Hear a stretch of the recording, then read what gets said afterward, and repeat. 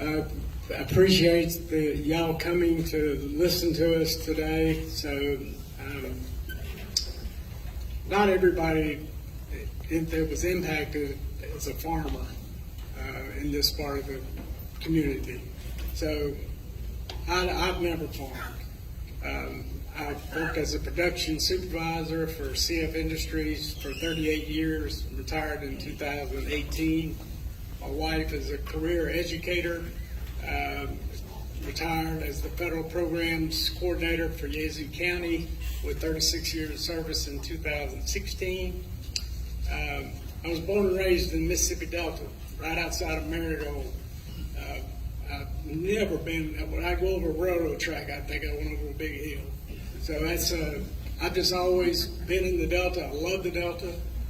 We met while she was going to Delta State.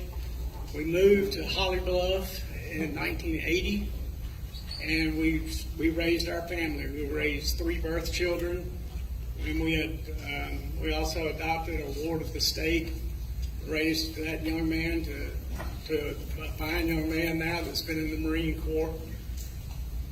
But in 2019, a year after I retired, the water started coming out of the woods, which is every winter, every year, it's always in the woods. And then, Delta National Forest is 700 yards behind my house.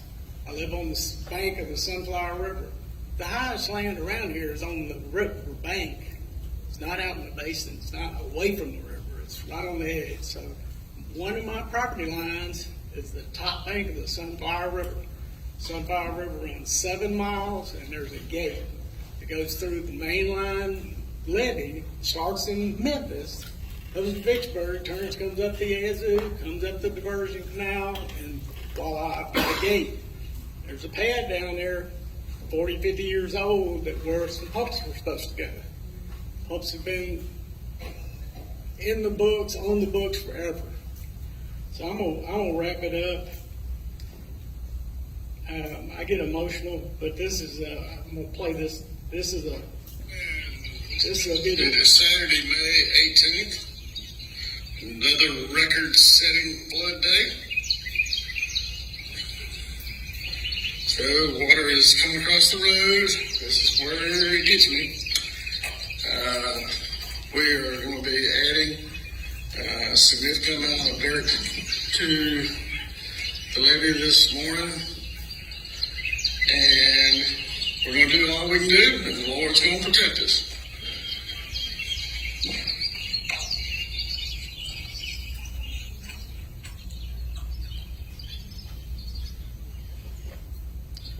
That's where the video ends.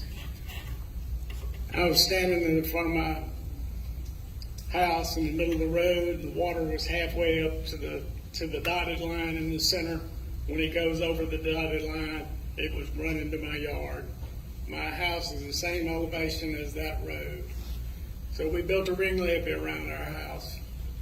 And we'd park in Holly Bluff, leave our vehicles there. We'd get on a big tractor that a farmer loaned us because neither me or my wife could put us in a boat. We're going to drown. So, we drove a big 4-wheel drive tractor back and forth to our house for 4 months. That was because it got too high to drive through in my 4-wheel drive truck.